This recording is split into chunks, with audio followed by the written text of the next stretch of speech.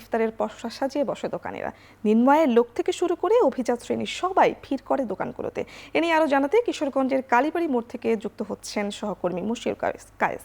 মশিউর, আমাদের জানাবেন কিশোরগঞ্জের ইফতার বাজারগুলোতে ক্রেতার সমাগম কেমন দেখছেন এবং দাম নিয়ে তারা কি বলছেন?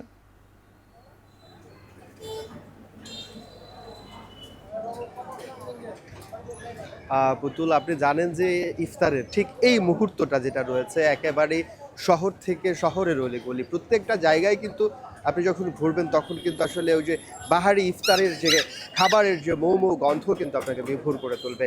সেরকমটাই কিন্তু কিশোরগঞ্জের জেলা শহর থেকে শুরু করে প্রতিটা রাস্তা এবং অলিগলিতে কিন্তু আমরা সেই দৃশ্যটাই দেখেছি এবং প্রতিটা জায়গায় কিন্তু ব্যবসায়ীরা ইফতারের নানা আয়োজন নিয়ে তারা কিন্তু বসছে, বাহারি সব খাবার নিয়ে কিন্তু তারা বসছে এবং ক্রেতা সাধারণেরও কিন্তু আমরা ভিড় দেখেছি যথেষ্ট পরিমাণ। যেহেতু ঈদ ঘনিয়ে আসছে সেক্ষেত্রে কিন্তু অনেকেই ঈদের যে কেনাকাটা আছে কেনাকাটায় ব্যস্ত হচ্ছে, যার ফলে কিন্তু অনেকেই বাইরে ইফতার করতে হচ্ছে, যার ফলে তাদের কিন্তু ভরসা হয়ে উঠেছে কিন্তু এই যে খাবারের যে দোকানগুলো রয়েছে, ইফতার বাজার যে রয়েছে সেখানে কিন্তু তারা ডু মারছেন এবং সেখান থেকে কিন্তু তারা ইফতার করছেন। এবং দামের ব্যাপারে ক্রেতারা যে বিষয়টি বলছে, তারা যে ব্যাপারটি বলছে যে দাম কিন্তু এখনও পর্যন্ত বাজার প্রতিটা ইফতার বাজারে কিন্তু সহনীয় পর্যায়ে রয়েছে এবং এখানকার যে বিভিন্ন যে বাহারি খাবার এসেছে সেই খাবারগুলোর কিন্তু মান বেঁধে কিন্তু দাম তারা বলছে যে খুব বেশি, কিছু কিছু পণ্যের দাম বাড়তি থাকলেও কিন্তু সব মিলিয়ে কিন্তু তারা বলছে দাম কিন্তু